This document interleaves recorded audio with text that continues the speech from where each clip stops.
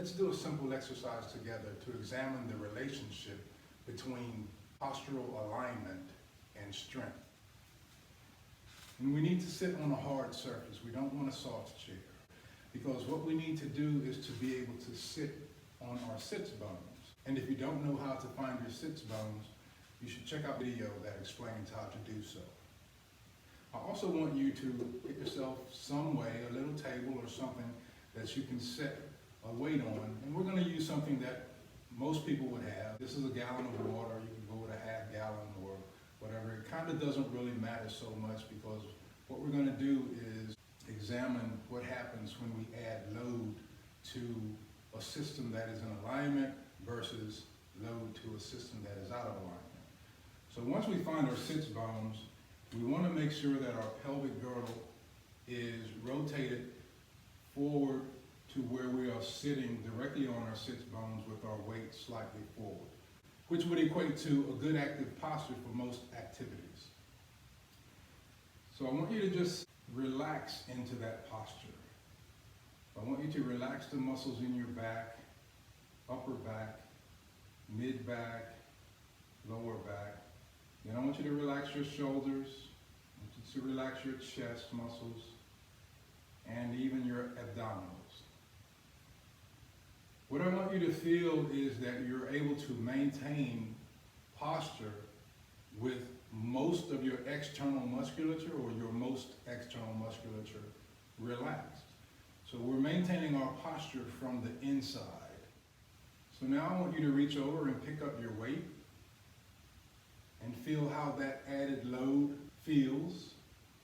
And I want you to take that weight and put it in both hands and examine how you're able to load a structure that is in alignment. Bring it to the other hand. Feel that. Bring it back to the middle. Bring it over your head. Hold that. Bring it behind you. Bring it back around.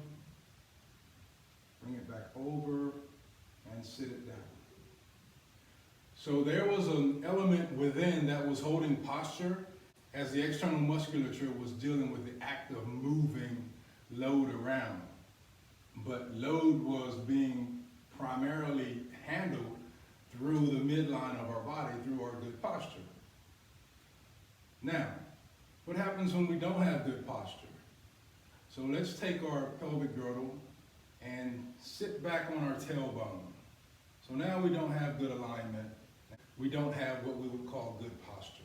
So now, reach over and pick up that same weight.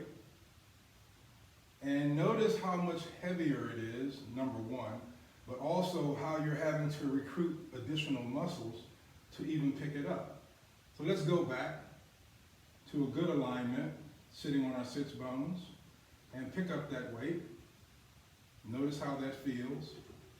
Let's sit on our tailbones, not good alignment, and pick up that same weight, and notice it's much heavier, but also I'm having to recruit additional muscles to hold it up. So let's bring that to the center.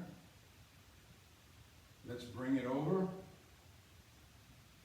and just get an understanding of the additional requirements you're placing on your body by being out of alignment. Let's bring it up.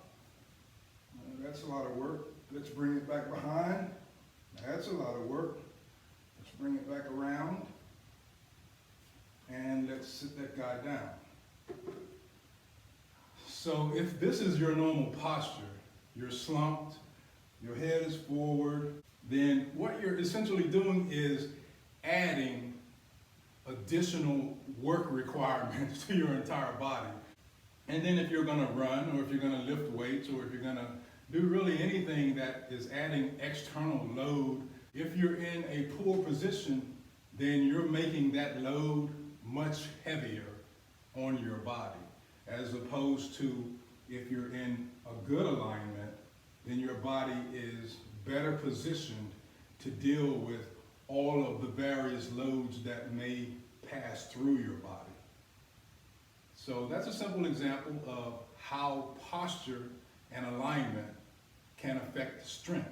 If I'm out of alignment, it requires a lot more strength to do the same task than if I am in alignment.